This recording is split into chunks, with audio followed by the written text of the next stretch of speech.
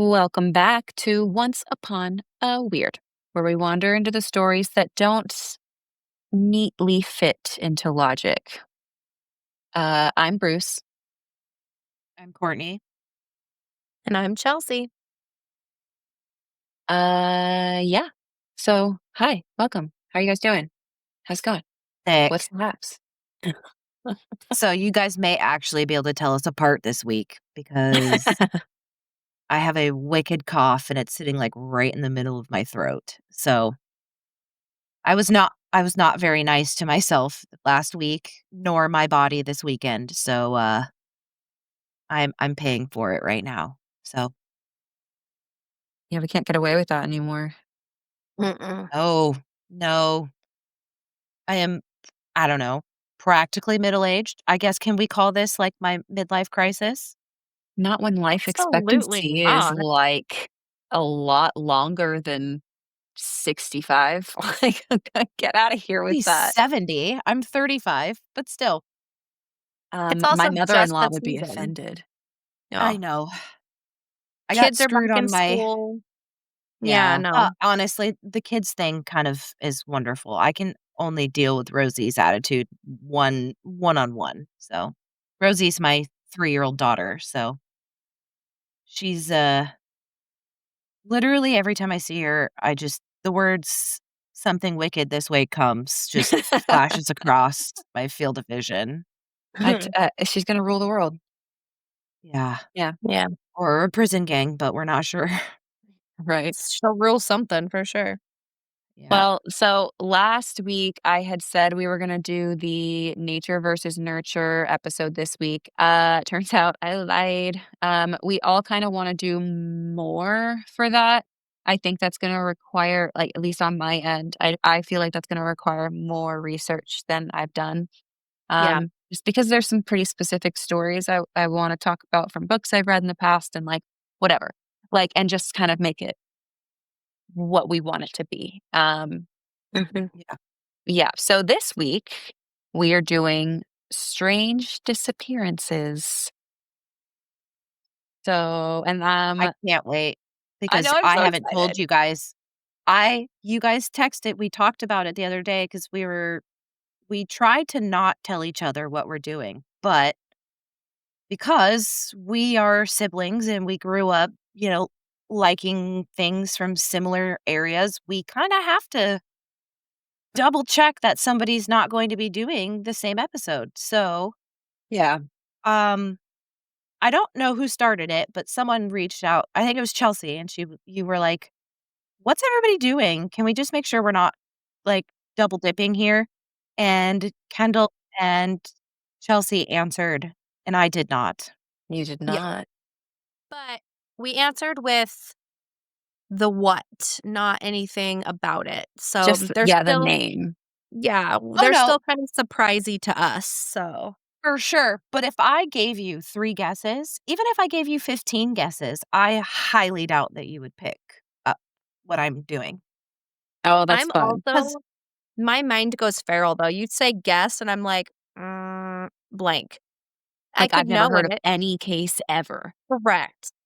I don't know names. Who are people? I don't um, know. So, well, I mean, I didn't want to necessarily get stuck in a rut because I feel like sometimes, um, I have the triple threat here. We've got, ADHD, OCD, which is coming out worse now that I'm medicated for ADHD, um, and a little bit of autism, and it's coming out a little bit more and more now, now that I'm having one of the 3 slightly under control to the point where I can, like, start seeing everything else going on.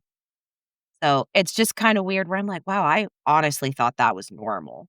And everybody was like, "1000% that's not normal." So, I'm learning a lot about myself and what it's like to go from being not medicated to medicated, and last week was rough for me, um, you know, finding pharmacies that can get my medication that has it. I was got out of it for 2 days, so just starting to feel normal again. I think I claimed, like, 90% of the upstairs of my house today, so Yeah. She did, I was there, and I it saw it. yeah, I was gonna say, and attempted to work on Bruce's car, but I don't Yeah, know what went on there, but we'll figure it out tomorrow. yeah, I gotta It's just the brakes, those aren't important. Um, right, just the front. yeah. No, but I'm just so excited because I feel like we're all really looking forward to our different stories. So, um, I haven't started yet, so I think I'll go first this week. What are you Get it, doing I'm this going week? last. I'm gonna finish this out. I haven't given anyone any hints, but I just we are once upon a weird. We're I'm Yeah. not pointing fingers at anybody, and I'm not saying that we can't do this, but we're not once upon a true crime. No, No. no, no, I do not wanna ruffle feathers because I love me some true crime, but Oh, yeah. I That got want me us into branch out. podcasts. Right, and I wanna branch out into weird, not Mhm. necessarily true crime. I mean, Yeah. because true crime is just morbid history, so here we are about to find out about a whole bunch of weird stuff. So, that's just my little intro to me and my life, so there you And go. and your topic this week, I don't know so, like, Chelsea, you sent the name over, but I don't know anything about it. I just knew it wasn't the one I did. Mhm. So okay, so I'm going to dive in if you guys are ready. Get it. Get it, Damn. get it, get it, get it, girl. Okay, so we are heading to Australia. Picture it, Australia, 1978. And we're gonna talk about a Island. pilot. Huh? Nope, island. No pilot. And we're gonna talk about a pilot who took off one evening and never came back. His name is Frederick Valentish, and I hope I said that right. So cool, whatever. If I didn't, whatever. No. Um, so you might not know his name, but it's kind of at the center of one of aviation's most strange disappearances. No one really knows if it was a tragic accident or if it's a hoax or something we don't really know. So, okay, it's October 21st. Chelsea, was that hairspray? No! It's That was dry dry shampoo. shampoo. Mm. You're distracting me. I'm sorry. My hair looked greasy in the camera, I couldn't take it. Okay, it can't take you anywhere. Drink your liquid death. Okay. So it's October 21st, 1978. Frederick Valentish, he's 20 years old, and he rents it's a single engine Cessna from the airport near Melbourne. Melbourne. Melbourne. Trying to say it like anyways. He tells flight services that he's heading to King Island, which is just over 120 miles across the Bass Strait to pick up some friends. Only there's no one there waiting for him. He didn't even tell anyone at King Island that he'd be landing there, which is completely against aviation protocol.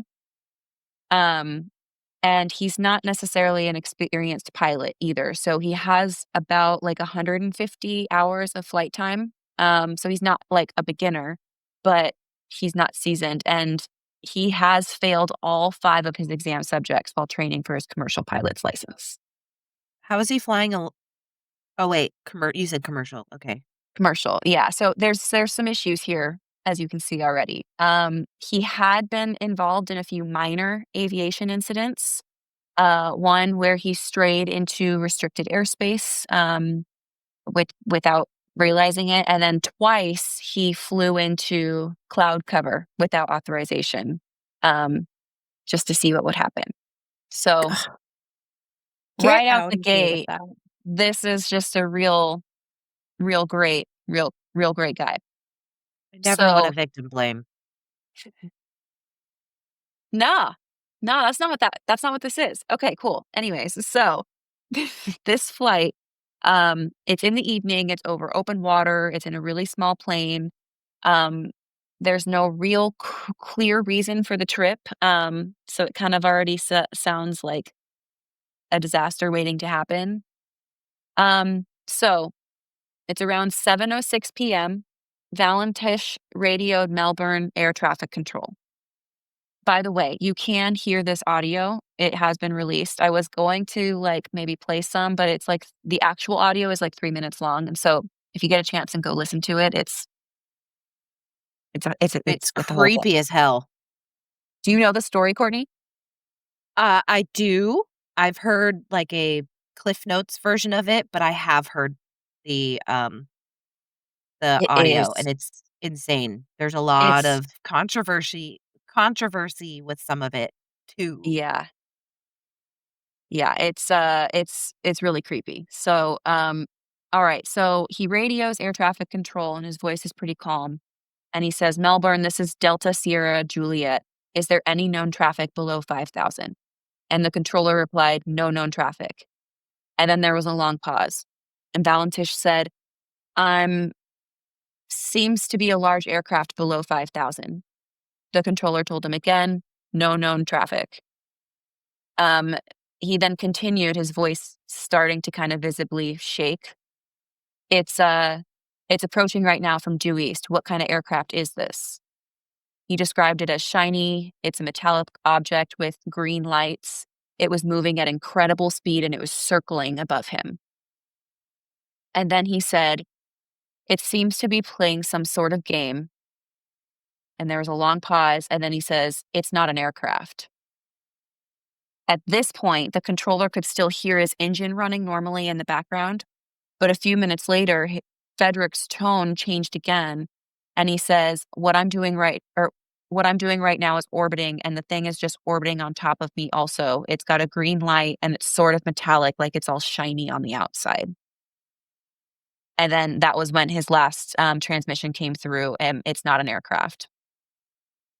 Hard And then pass. 17 seconds of really strange metallic scraping, and then nothing.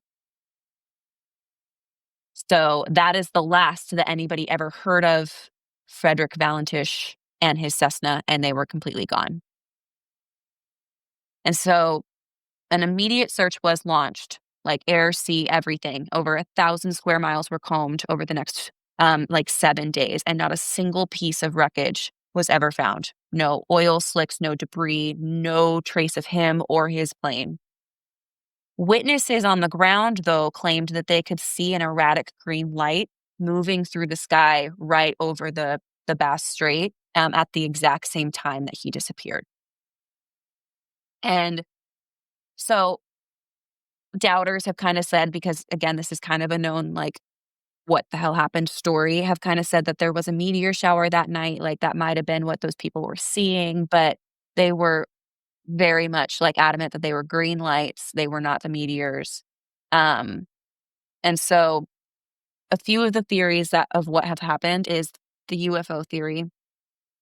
So the metallic scraping, his last words, fits right into that kind of classic UFO. And some even claim like that the 17 seconds are mechanical interference from like alien aircraft, that kind of stuff. So skeptics know, there was no radar contact, no confirmed UFOs, no evidence, but UFO, nah, UFO groups in Australia hold like annual gatherings to remember this case and to try and figure out kind of what happened. So that's one case, and it is worth mentioning that he had a very strong interest in aliens and in UFOs. Like, he talked all the time about how he thought he was gonna get abducted and how he thought he could, like, maybe try and have contact with them, and he mentioned this to his girlfriend and his family a couple of different times, and so it's just kind of an odd, like, coincidence, and so another Yeah, theory you is don't always get it's the people that don't really know about aliens or don't yeah. really want to meet them that meet them, uh, like Henry Zebrowski. Every time on from last podcast on the left, every time he Yeah. talks about it, he's like, every time I say something about aliens, I'm one step further away from ever meeting one." He goes, "I should just stop." Well, someone But he'll should have told Frederick that, so, right. um, another theory is that he was in a graveyard spiral. So, this is a little bit more scientific, and That's what it's called, is the graveyard spiral, and it's kind of like it's disorienting, and it's a spin that happens when a pilot is flying in, like, low visibility, and they lose that sense of which is up and down, and so some people were thinking he was flying upside down and seeing the reflection of his lights on the water, and so they thought that something Mm.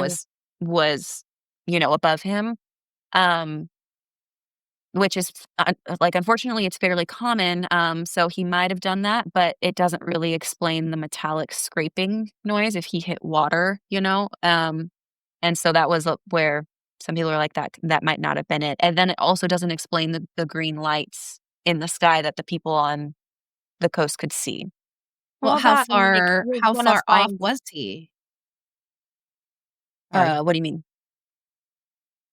Courtney, How what do you mean? far off the coast was he? Like, was there a reef? Because he is in Australia. Did he hit a rock reef? Oh, wait, they said No. they couldn't find anything. Mhm. Mhm. 1,000 square miles, they didn't find anything.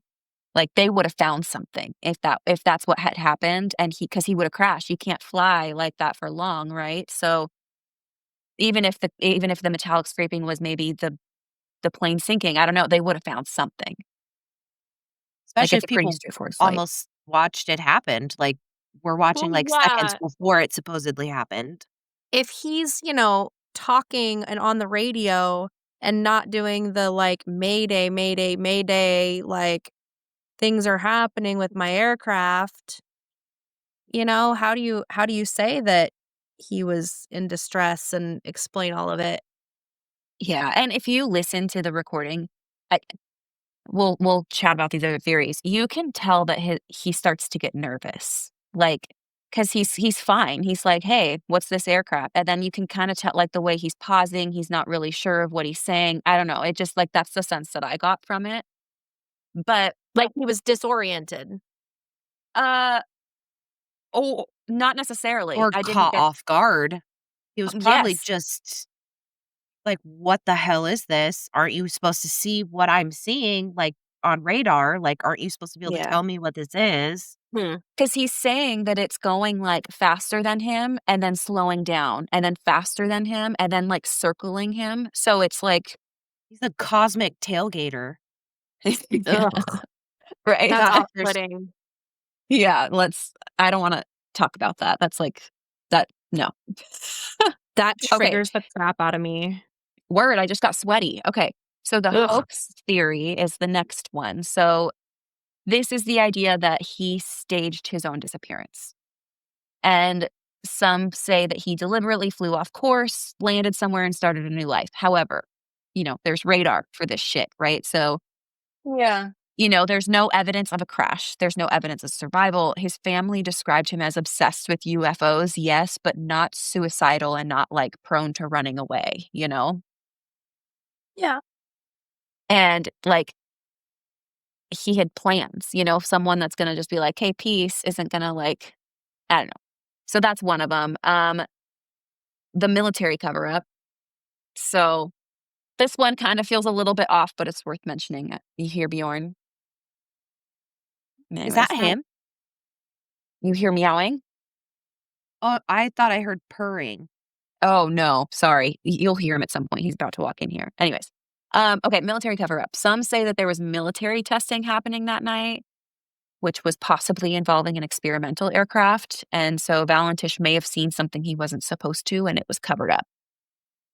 Um, the Australian government obviously denies any such operation, but the flight records from that evening, apparently there's definitely some parts still missing in that research. So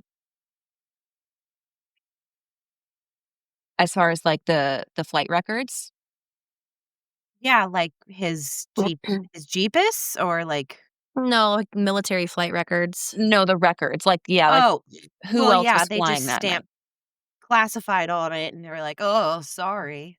They're like, nobody knows. Um, so It was a balloon from a kid's party. It's fine. right, right. And so this is kind of where the issues kind of come up, like, and where it splits the room. If he crashed, why was there no trace ever found? If it was a UFO encounter, why no other confirmed witnesses other than just green lights? And so in Wormhole. wormhole. That is one of the theories is that it was something kind of like out of this world, and maybe he went somewhere that obviously we can't communicate with him, you know? So there's his father never believed that he crashed. He believed that he had been taken. He had not been killed. He had been taken. Obviously, this is his dad, but apparently the Bass Strait is known as like Australia's Bermuda Triangle. So there's a lot of mystery in this area specifically. Oh. So it comes down to, you know, what happened. He vanished into the sky apparently after saying that there was something else up there with him, but he What was year also was obsessed with this? UFOs. 1978. Mm. You know, so it's not like 1940s, but it's also not 2015, you know? So, Yeah. I what do wonder you if we'll guys see him in think happened? 50 years. Maybe. There's a Netflix show about that. Except it was it 5 years they were gone? Yeah, it was like 3 or 5 years or something like that. Yeah. That Oh, yeah. manifest. I don't Yeah, know. we watched, like, the first 3 episodes and then kinda meh. But, um, what do you guys think happened? Oh, it was aliens. Right? It's 100% aliens, man, come on. They were like, "This guy wants to come hang out. He seems cool, except he should stop flying. Let's take him home with us." Yeah. I don't know. I'd love to believe aliens wanted to take our terrible flyer away from us. But personally, like I have to lean towards maybe like if there was a meteor shower or something that threw all of his equipment off and he just kept flying and they lost his radar, just something along that crazy line and they searched 1,000 square miles, but maybe he was even, you know, past that to where I mean at some point something like that's going to be found obviously, but if he's in the middle of the ocean or, the middle of a jungle, someone might not even recognize that as his plane or something, but I don't know, that just kinda seems to be where my mind went with it, Mhm. was mechanical failure, who knows what the lights were, unexplained, but, yeah, that's wild, though. That's crazy. Right? Especially, like, when I was listening to the audio and it said, like, "It's not an aircraft." Like, the way he said it, I don't know, it just kinda like, well, it's meant, like, chills down my bones, and Straight shivs. Yeah. yeah, it's a really weird and then hearing the metallic at the end, like, a lot of people have kinda said that you can hear, like, faint rhythmic patterns, which makes it sound like it's mechanical, not human-made, but is interfering with the signal more so than it is the plane itself. So there's just a lot of theories. We might not ever know. Um, yeah, so do with that what you will. I mean, if I sat That's at a certain crazy. spot in one of my apartments on my phone, I could hear the Burger King down the street. I Mhm. could hear them ordering on at the, drive-through because just something hits right that my phone Oh, I thought you were crossed saying, like, with. you could hear it out your window, and I was like, "What the fuck does that have to No, do no, with like, what on we're my talking phone. about?" I'm sitting on my phone talking to somebody or trying to make a Oh, call or that's weird. something, and it could be ringing, but I would actively hear the, "Thank you for coming to Burger King. What can I get you tonight?" And I was like, "What the fuck? Did I call Burger King?" Like, I swear to God, it says mom. Like, who changed Oh, that's mom's number really to funny. Burger King? I started panicking until somebody answered back, and I was like, "What the hell?" Scared the crap out of me the first time it happened, but Heck, yeah, that could be it you just we don't know, and again, it was so long ago, there's really no way to know. There was said to have been, like, a hood of a Cessna, like, the same kind that he was flying that washed up on shore, like, many, many, many years later, and the serial number could have matched his plane, like, there was a lot of, like, it could have been his, but we don't know. So there's definitely no definitive answer. well, you never know. Jack the Ripper was solved recently and So solved. yeah. I don't know. We had the Lady of the Dunes was solved.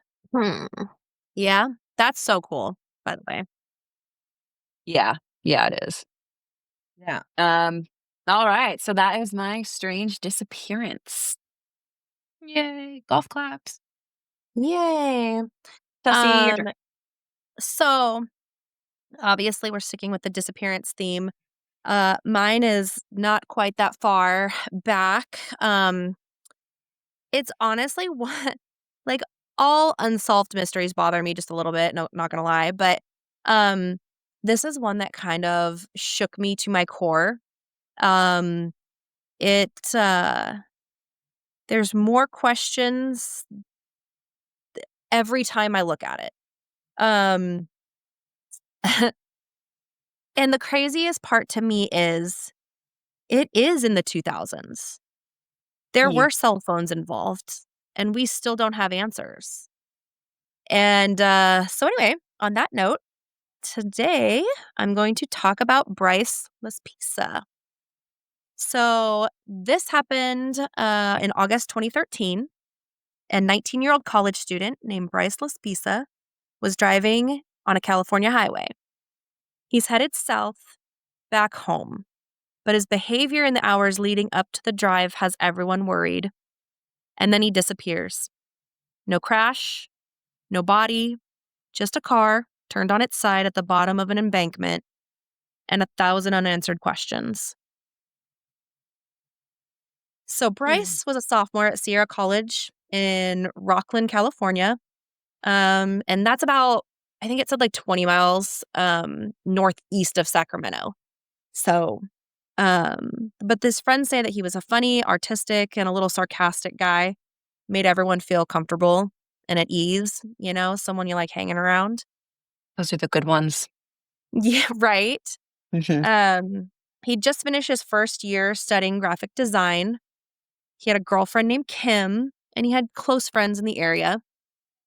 He came back to campus for his sophomore year in August of 2013, but he was just different.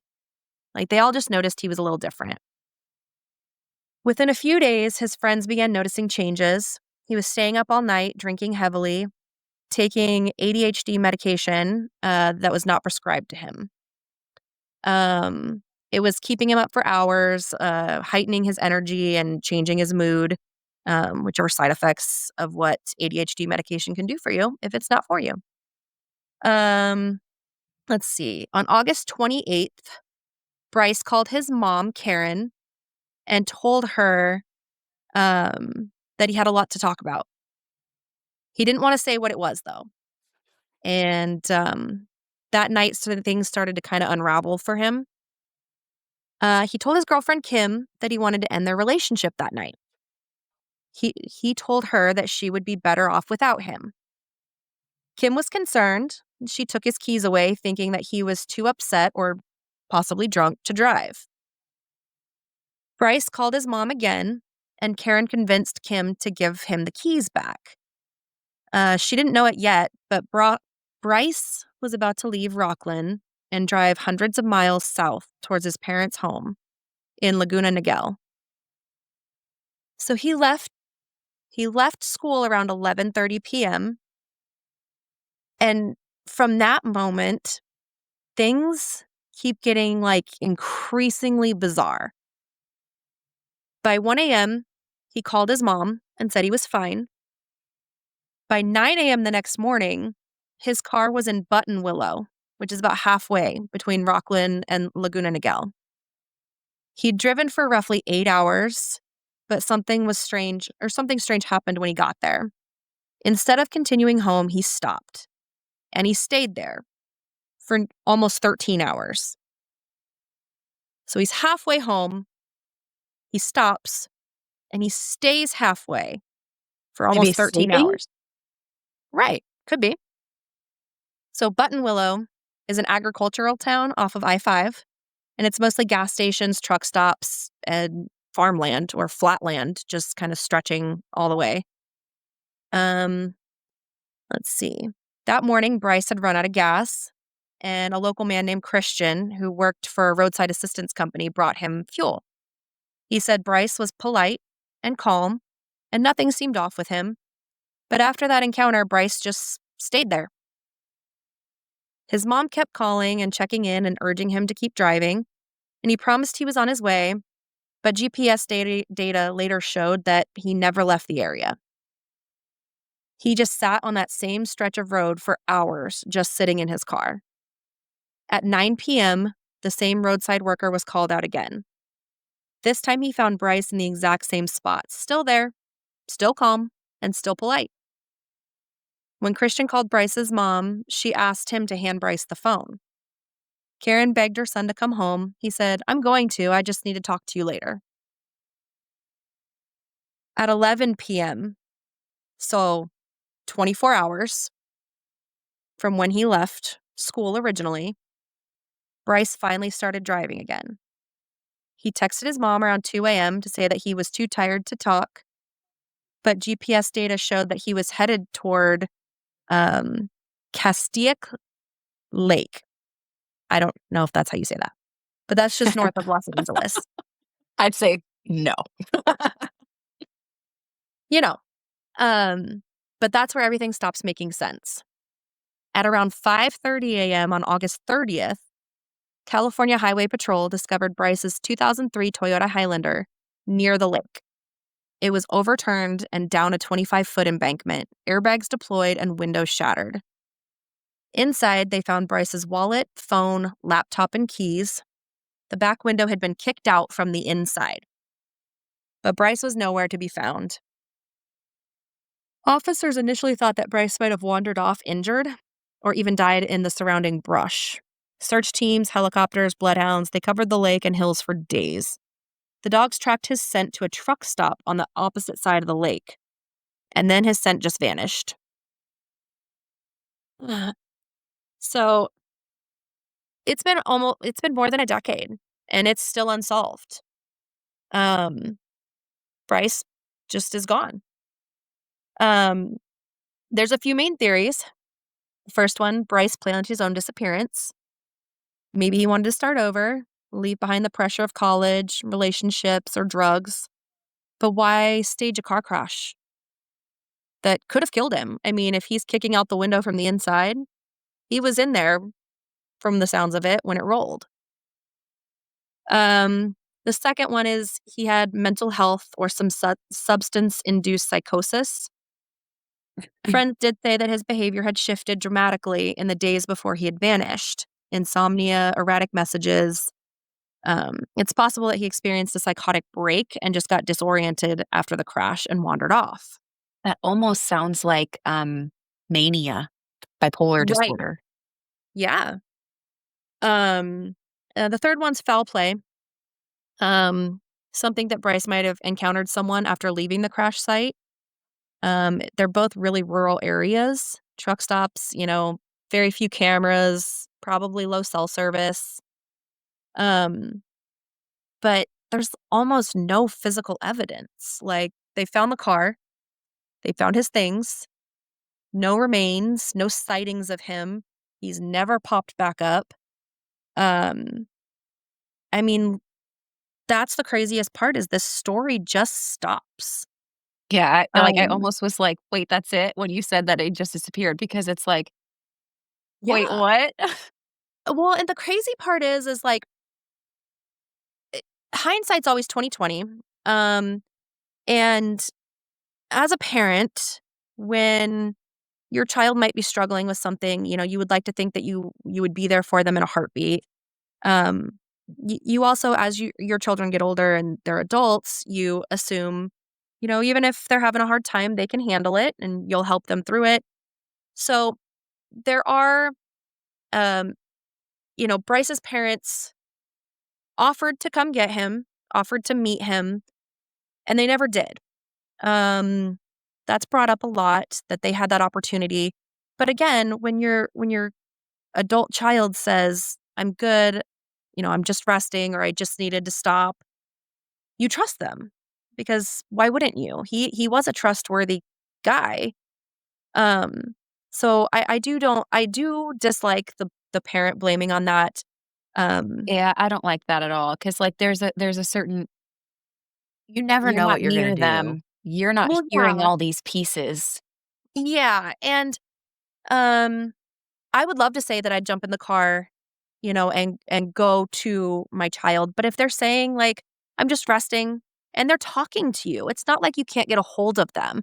If if I lost contact with one of my kids, I'd be like, "Oh, yep, I'm already there." Um, Right. but again, he's still communicating with them up until a certain point, so it's like, yeah, they were probably just like, "Okay, hurry home, like, we just wanna make sure everything's okay." Um, but yeah, I mean, they've never stopped looking. He'd be in his early 30s at this point. Um, but it's I also just I know this is one that a lot of pods cover, but I just feel like someone has to know something. So if we kinda keep, Keep talking talking about about it it. and bringing it up every so often and maybe keeping it fresh in people's minds, um, I just as a parent, regardless, you should know what happened to your kid. Um, Yeah, that closure is yeah, and that's a necessary. tough one, but it's he was just gone. How do you how do you move on from that? But again, this is 2013. It's not like it was in the 1970s. Right. We lost a full-on human with no trace, and nobody has answers, and again, it's 2025, like, I heard I don't a know. theory about this, Mhm, um, that the car crash from where the car would have started to where he ended up, where he started, he wouldn't have seen the part that he crashed on. It would mhm. have looked to him that it went straight over a cliff into the lake. Yeah, I've heard a couple of different things, like, I even heard that there was, like, a little drive down to the lake and the Like a boat road. launch. Yeah, like, Yeah. something like a little dirt road or gravel road or something like that that coulda gone down there, and, if it's dark or if he's having an episode, maybe, he wasn't paying attention. I don't know, there's so many questions about why an extremely normal, you know, adult, but kid, A kid, um, yeah. starts struggling, you know, like that and then just disappears. Um, it'd be a lot easier to explain if his body was in that car, you know? The Uh, lake.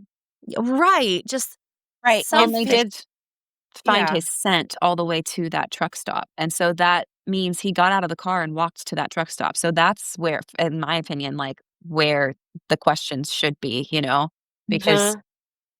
otherwise, unless someone, like, picked up something of his from the crash and then walked to the truck stop, but that still doesn't make sense, because then where is he? Right, right. So Yeah. but, like, the reason that I immediately went to mania is I recently read this book, and I think I recommended it last week, called A Little Less Maddie, and because I don't know very much about bipolar disorder, and apparently, like, so with this person's case, she was, diagnosed depressed and was given antidepressants, which triggered the mania Yeah. because Yeah. she didn't know she had it, right? And so it's very similar to that. It's like the erratic messages, like throughout the night, random times she would sleep like 2 hours and then have all the Mhm. energy in the world and like go, go, go, go, go, and just started changing completely. And so like that was almost ringing a lot of those bells of like he clearly, to me, it seems like he was probably just not mentally well. And but that Yeah, still doesn't but explain where he went. well, and that's my thing is, yeah, it does seem like he was having an episode, but again, somebody that's disorganized, chaotic, doesn't just get lost either. Like, usually Yeah, he dropped something on the way to he lost a shoe climbing up an embankment or, That's there's no true. rhyme or reason usually when somebody's in a mental state like that. Um, but especially if again, he gets to a truck stop because there's people, and if he's jumping out in People, front of trucks or on they're going to cars call or someone. well, they're yeah, gonna and call the someone would cop. remember that. Yeah, Right. exactly. But I Mm. mean, at the end of the day, Karen, his mom, just said We just wanna know what happened, whether he's alive or not, we just wanna know. So if anybody has any information about Bryce Laspisa, contact the Los Angeles County Sheriff's Department Missing Persons Unit. So hopefully one day, his parents, his family will know what happened to him if he's, maybe still around living a different life, which, no shade either way, but dang, his family would sure like to know. So was gonna say a little shade. You should let your people know. Like, slight valid, shade if he's val- alive. valid. But so yeah, that's the crazy part to me is again, 2013, where we got a lot of technology and stuff going on, and we still just do not know Hmm. anything, absolutely anything. I won't lie, when you said 2013 and then you were like, "Yeah, I'd be in his early 30s." No, I was like, "No. No, I'm in my early 30s." It's like, "No, he's way older than that." And then I thought, Um, I still think a "No." 2005 car is still pretty new, and then I'm like, "Whoa, no, it's not. Calm down." That's 20 years old. Same. Yep. Yeah. So yeah, Wow. crazy. Okay. I mean, so far, 2 solid disappearances. Courtney, you're All up. right. Well, my disappearance says, Oh. hold on. Sorry. I'm resituating. I'm a little twitchy tonight. So, sorry. It's my first full day of still feeling my Vyvanse. So, I might be up a little late tonight. So, I'm just a little twitchy. That's what All Bryce right. took. It was Vyvanse, by the way. Don't go missing on me, please. I won't. I have to meet with my doctor once a month to talk to her and tell her how Like, I I can't go am. missing. I'm gonna put a tracker on you. I mean, I have my kids, so if I go missing, my kids won't go to school and someone will know pretty quickly. Hopefully. We all talk every single day. We would know pretty I know. quickly. I know. Mom thinks we end up in a ditch most of the time anyway because I was changing my kid's butt or something. And she's like, oh my God, I was about to call 911. Yeah, Yeah. Anyway, that sounds about right. Yep. so, okay. Sorry. You're good. Kids, man. Kids, Kids, I man. mean, man. you have 3 of them. I do. I have 3 at home. Well, I was gonna 3 say at 3 at home. home. Yeah. Yeah. Okay. Okay, We ready? let's do this. Let's do This it. is the Lost Army of Cambyses. An Oh, okay, an army, yeah. An army. So, I told you disappearances. Yeah. We're going in the way, way back machine tonight. I love the Hold way tight. back. You might need a 5-point harness for how way back we're going. All right, all right, all right. All right. In 524 BC. Yeah. A Persian king named Cambyses II, son of the mighty Cyrus the Great, sent an army of 50,000 men into the Egyptian desert. Their mission? To destroy the oracle of Amun in Siwa Oasis, a sacred place that had defied his rule. But somewhere between Thebes and Siwa, the army vanished. No messengers returned, no bones, no weapons, no trace, just gone. For over 2,500 years, the sands of the Sahara have guarded their secret. This is the story, the lost army of Cambyses, and a mystery buried under waves of sand, myth, and time itself. I told you I was going to pull a fast one on you. All I can picture is, like, them walking through the Sahara Desert, and then there being, like, a bunch of sand, and they're like, "Oh, fuck," and they get trapped, all 50,000 of them under a giant sand dune, and that's where we're at. I mean, it's possible. We'll see, 50,000 people, but yeah. right? Yeah. Oh. Well, Cambyses II wasn't just any ruler. He inherited one of the largest empires the world had ever seen. And I'm going to butcher this. I had listened to the pronunciation probably about 8 times, Yeah, it doesn't matter. but my mind still has a seizure when I try to read it. Achaemenid Oh, Achaemenid Persian Empire. And I know somebody's going to correct me out there, probably our father, because he is a Jeopardy nerd, and Lord knows where he pulls all these facts out of. Anyway, the whole it looks like arachnid when I look at it really quickly. So we're gonna call it the Arachnid Persian Empire. But while his father Cyrus was known for tolerance and diplomacy, Cambyses was known for his fury. After conquering Egypt, Cambyses sought to stamp out the resistance, especially from Egypt's priests, who were loyal not to Persia, but to their own gods. And one god in particular seemed to taunt him, Amun, the hidden one. The Oracle of Amun at Siwa Oasis was a powerful religious center, so influential that Alexander the Great himself would later visit it in centuries later. That's how far back we're going. We are not like centuries before Alexander the Great. So, according to the Greek historian, ooh, here's another one I listened to, Herodotus, Cambyses sent an army of 50,000 men from Thebes to destroy the oracle and silence its priests once and for all. But Herodotus wrote this story a century later based on what Egyptians told him. And that's honestly where the mystery begins. oh, not with the missing 50,000 men, just Yeah, with the story being written over a century after it even happened. I will I say mean, before you continue that I think it's ironic that he sent 50,000 men to find the lost god and they got lost. it's like John Wick 4. Yeah. Uh, I mean, what am I trying I to mean, that's what you get. Spoiler alert. Get what you ask for. Right. You have to get lost to find yourself. Ooh, Okay, mystical. Moana. I know, right? All right. The army marched westward through the harsh Libyan desert.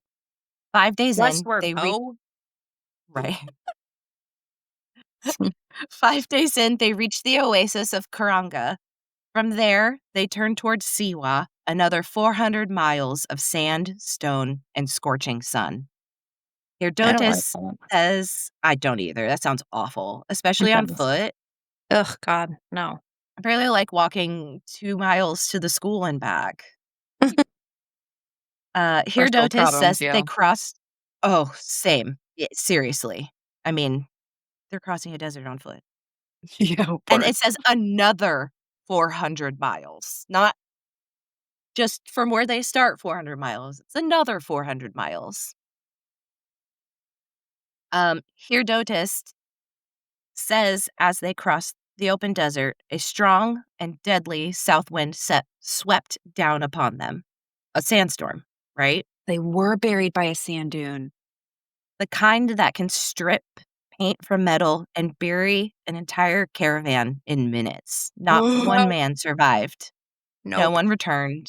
The desert, he said, swallowed them whole. I bet it But did. here but here's the problem. That's it. That's the only ancient record. No Persian inscription, no Egyptian relief, just Herodotus and the And it was a whispers of the desert. century later? Yep. Okay. So, Why would you write about a storm that happened 100 years ago? I don't know. So, for centuries, scholars debated whether the Lost Army even ever existed at all. Was it propaganda, a tale told by Egyptian priests to mock their conqueror, or a real military disaster just erased by time? In the 19th century, European explorers became obsessed with finding proof. Must be Americans. Anyway, they scoured British. the desert. Yeah, right. They scoured the desert, guided by the local Bedouins who told stories of ancient bones and bronze weapons hidden under the dunes. Some claimed to find them skeletons half buried in the sand, rusted fragments of armor glinting in the sun. But everything discovery faded into rumor or exaggeration. I'm gonna have to, but every supposed discovery faded into rumor or exaggeration. Then, in the early 2000s, two Italian archaeologists, Angelo and Alfredo Castiglione, Okay, claimed to have found, literally, you could not have made up more Italian names than Angelo and honestly, Alfredo. for real. Castiglione? Yeah, please. Mhm.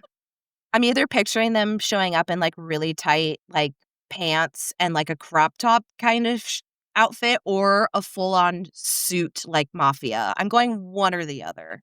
For me, it was immediately a red and green overalls with giant mustaches and matching caps. "It's a me, Ah, Angelo. Alfredo! Right? Yeah. they're archaeologists, not plumbers, Bruce." Y'all are Yep. wild. Anyway, Angelo and Alfredo thought they found what the truth was. In the remote area between the oases excuse me, I had a little burp and it just sat right here for a second. Oh, I hate that. The oases of Dakhla and Siwa, they found a trail of bronze Jojo. arrowheads, right? Every time I read that, that is the only thing I thought of, and I'm so glad you said it because I'm really hoping that breaks this. So, in a remote area between the oases of Dakhla and Siwa, they found a Gorgeous. trail of bronze arrowheads, ceramic fragments, and even human remains, all aligned with a possible ancient route. They believed this was the final resting place of Cambyses' army. The world took notice for a moment, Rude. but I know. But archaeology isn't built on passion, it's built on proof. Egyptian It's valid. authorities dismissed the Castiglione's claim, saying there wasn't enough verified evidence, excuse me, or proper excavation. The alleged remains weren't dated, and some scholars accused the team of sensationalism. The mystery then just slipped back into legend. Still, satellite imagery and modern desert surveys show the ancient caravan routes did pass near the area they explored.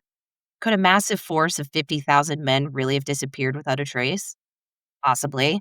The Sahara's dunes can shift more than 30 feet per year. Over centuries, an entire city could vanish beneath them.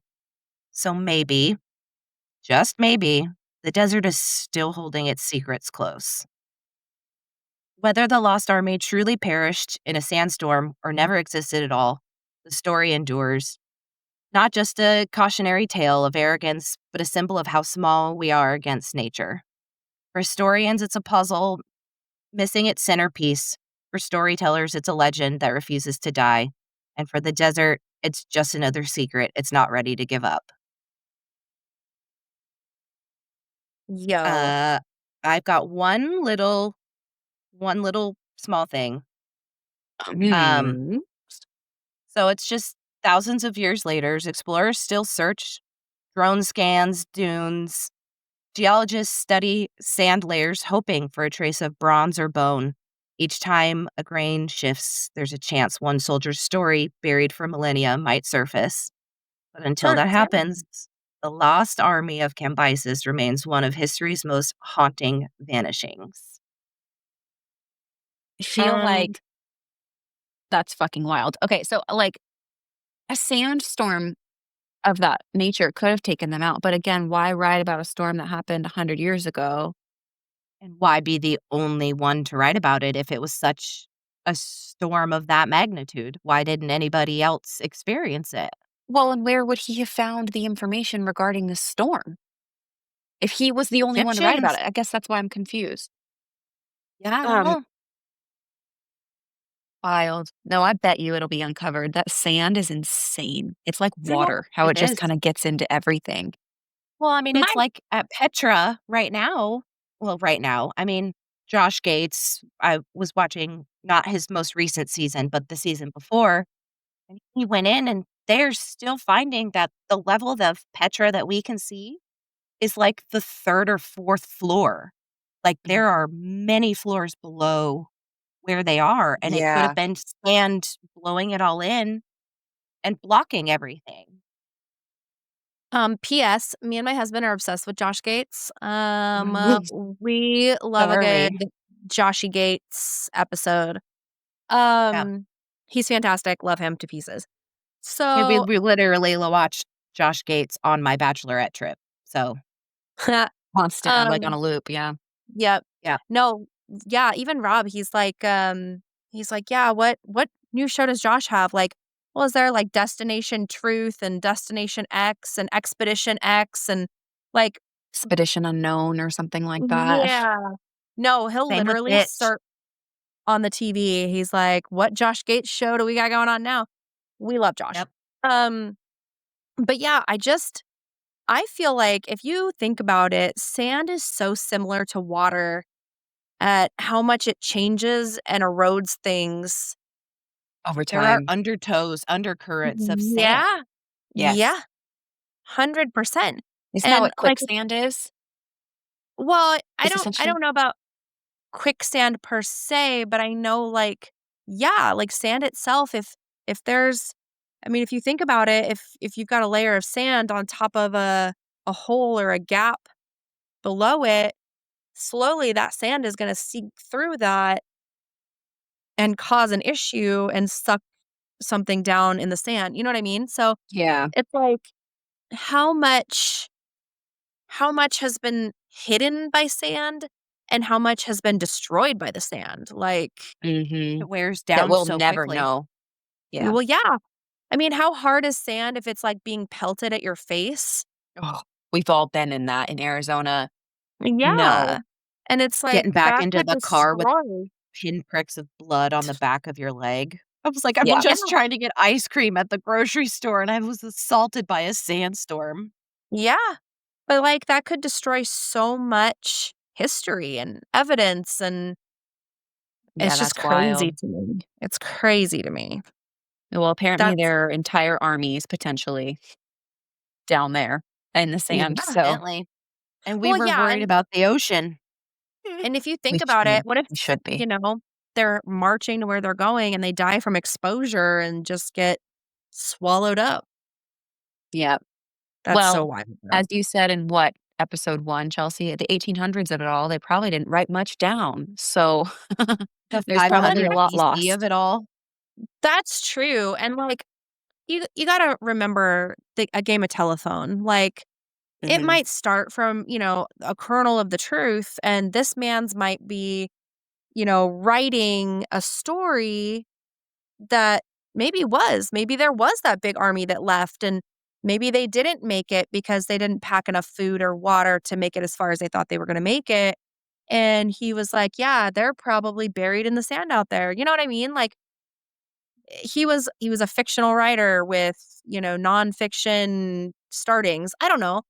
Um, Could have been a but word of mouth story to heal the Yeah. grieving process for the families of the for soldiers even, sure, because for he sure. was told when he was traveling through the area, was told by fellow like, not fellow Egyptians, but, like, neighboring Egyptians, he was told these Yeah. stories, and Yeah. he wrote it down. I Whether he embellished what he was told or, again, Yeah, game of telephone, it was embellished from the time it happened to when it was written down, but Lord knows because it was before his time. for sure. That's so cool though. Like, I think I don't know. I just think that's really cool that people took that upon themselves back in the day to be like, "Yeah, this happened. That's so crazy." And that we have knowledge of that now because he was just like, "Wild. That's just wild. I have to write this down." And I mean, but seriously, most people are like, "Whoa, crazy story, bro." And, they And might move tell it on to with their lives. well, yeah, they might tell it to, like, 4 other people, and this one's like, "Egyptian army. Weird. Okay, cool. Got it." Right? Imagine But what we would know now if we had everything everybody wrote down. Oh, don't even start me on the Library of The lost I Alexandria. was literally just gonna say the Lost Library of Alexandria. That I is mean, my there's Roman Empire. I think about it every day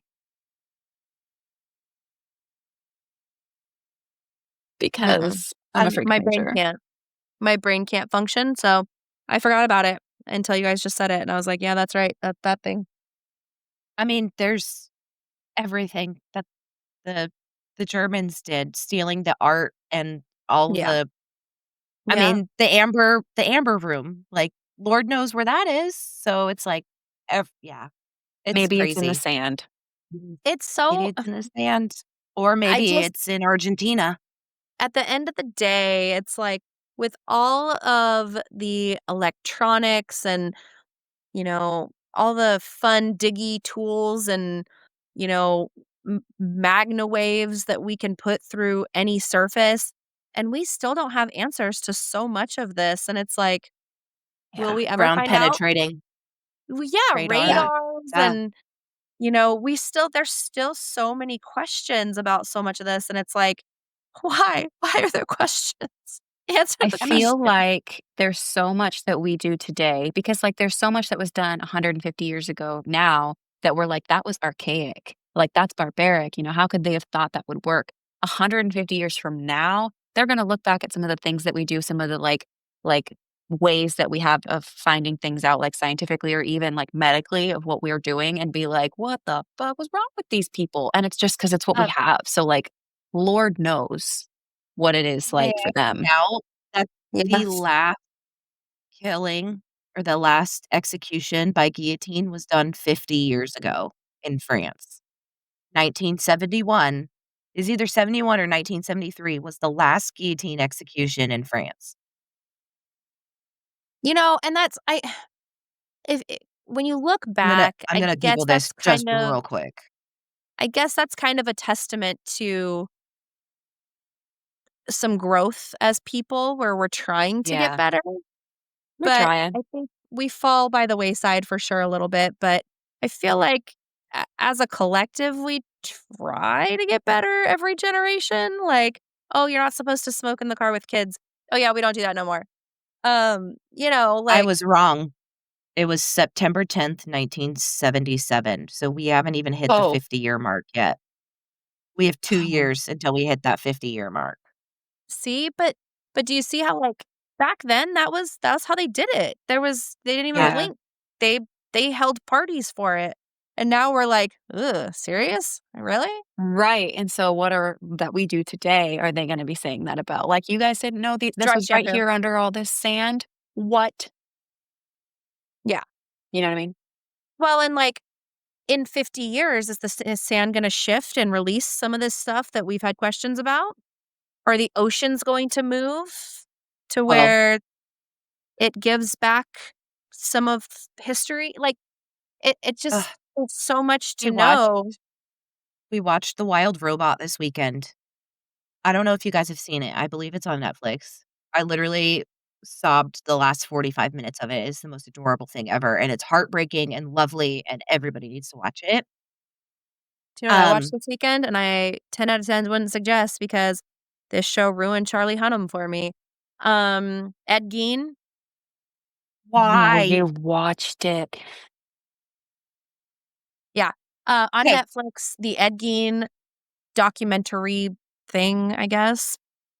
don't go into it yet.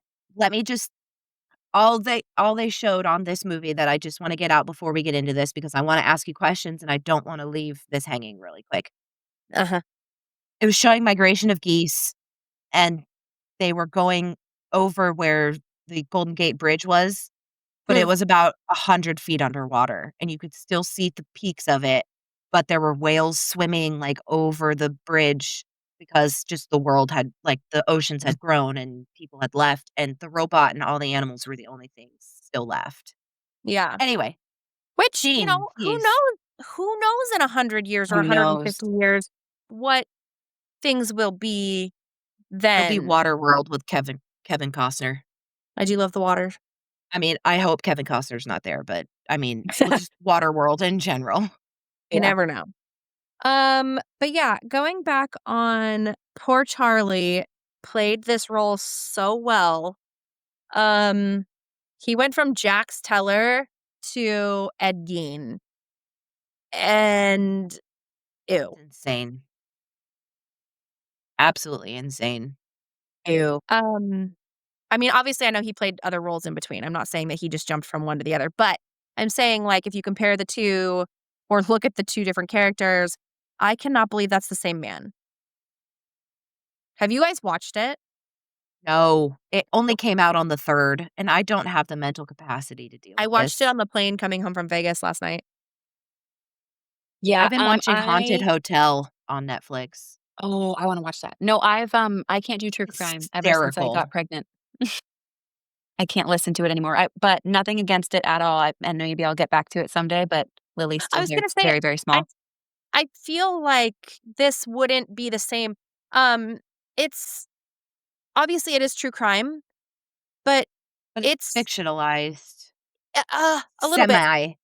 a little bit, but they kinda show more they they show about Ed. I'm not gonna totally ruin it all, but they show because everyone, for the most part, knows about Ed Gein. Spoiler Um, alert. Yeah. there might be. But anyway, they just kind of show the parts of Ed Gein that they put into Psycho. So it's not like okay, okay. It is a little bit, but it does humanize him just a smidge Oh, where have if you hear his whole upbringing, Mm. it yeah, kills you, which it but does, to and a certain extent. it's very sad. It is a very sad situation, but at the same time, a lot of people are raised by absolute zealot lunatics, I mean, and wasn't he the one that only dug people up? And he only ever really killed his mom, right? nope. Oh, Guys, we're gonna have to wrap this up because I'm about to wet my pants. So oh, I Got just you. so wanted sorry. to throw no, you're fine. Throw that out there. Next week, are we still down to do haunted slash spooky? The week after, we'll do Halloween. So this isn't the Halloween week yet. Do we wanna do haunted hospitals? Yeah. I may have a write-in story for this. One of my besties was a nurse all over the place. Do a write-in. That's the best. Yes, let's do haunted. I keep wanting to say haunted hotels. No, haunted I hospitals. know. Okay. Are you Okay. down with that, Well, Chels? Yeah, yeah. let's do it. All right, Alright. everybody. Thank you for traveling the worlds and through the sands of time with us today. We will see you next week. Have a wonderful time. Yeah, bye. Best wishes. Bye. Bye.